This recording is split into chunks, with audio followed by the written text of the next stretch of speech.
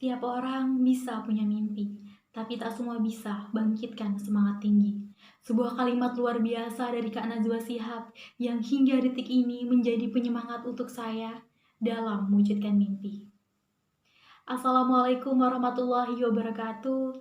Mirhabar Kadaslar, saya Siti Aisyah, peserta PSCI 2021 dari Kutai Kartanegara, Kalimantan Timur. Spesial untuk hari ini, saya akan menceritakan tentang perjalanan perayaan mimpi. Setelah patah hati terhebat. Mengalami patah hati terhebat sebab ayah dan ibu harus berpisah saat saya berusia 6 atau 7 tahun, membuat saya harus posisikan diri untuk menjadi kepribadian yang lebih kuat dan lebih dewasa lagi dari anak-anak usia itu pada umumnya. Namun, tak pernah ada rasa marah atau kecewa sedikit pun kepada mereka. Sebab saya percaya sepenuhnya bahwa apapun keputusan mereka, itu adalah yang terbaik. Yang saya tanamkan dalam hati hanyalah apapun yang terjadi pada diri saya, sepenuhnya adalah tanggung jawab saya. Oleh sebab itu, hari-hari saya dipenuhi dengan kegiatan belajar. Dimulai dari SD, saya sangat aktif untuk menjadi petugas upacara, mulai dari pembaca susunan acara hingga menjadi pimpinan upacara. Lalu pada saat kelas 1 SMP, saya mencoba untuk memberanikan diri mengikuti lomba pidato, yang mana tentu saja diikuti oleh siswa kelas 1 hingga kelas 3 SMP.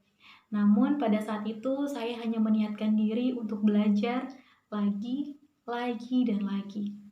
Saya mulai menyusun materi, mulai dari melihat referensi yang ada di perpustakaan sekolah, hingga menonton channel YouTube yang ada di warnet. Maklum, pada tahun 2013 lalu, saya belum memiliki HP sendiri, jadi harus ke warnet terlebih dulu untuk menonton YouTube.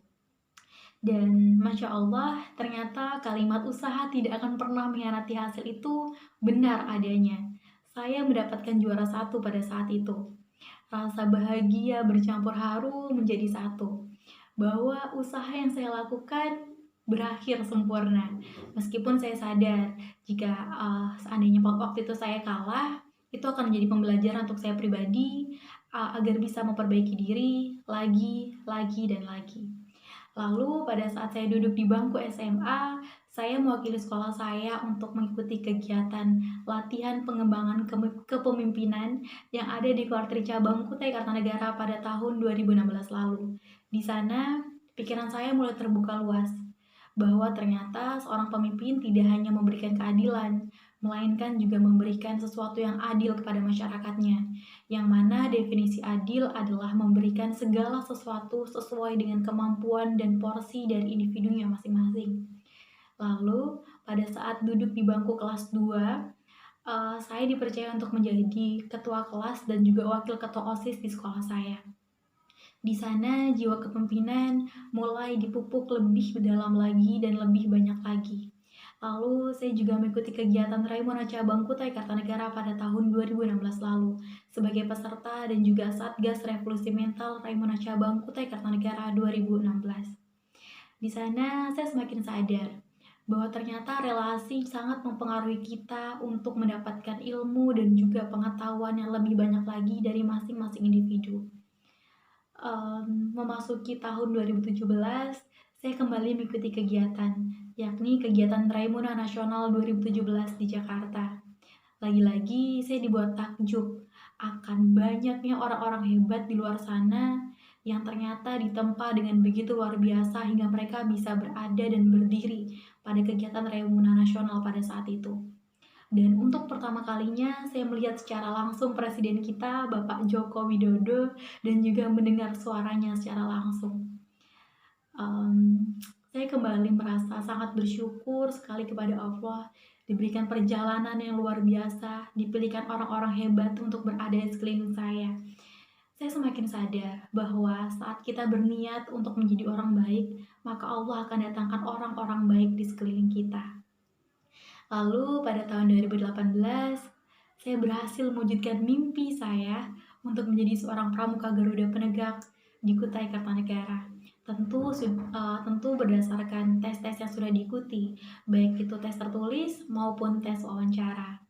Memasuki 2019, alhamdulillah saya menjadi mahasiswa atau wisudawan terbaik lulusan Polnes Broadcast Education, dan juga presenter terbaik lulusan Polnes Broadcast Education.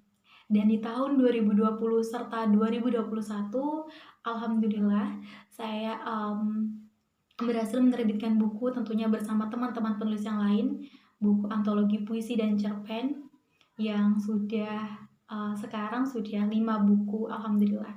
Tentunya semua pencapaian itu tidak langsung berhasil, melainkan ada gagal, ada jatuh, dan juga ada rasa kecewa yang berkepanjangan. Namun dibalik itu semua, ada hal-hal yang ditempa, ada rasa sabar yang tentunya harus dilalui agar bisa sampai di puncak dengan sempurna.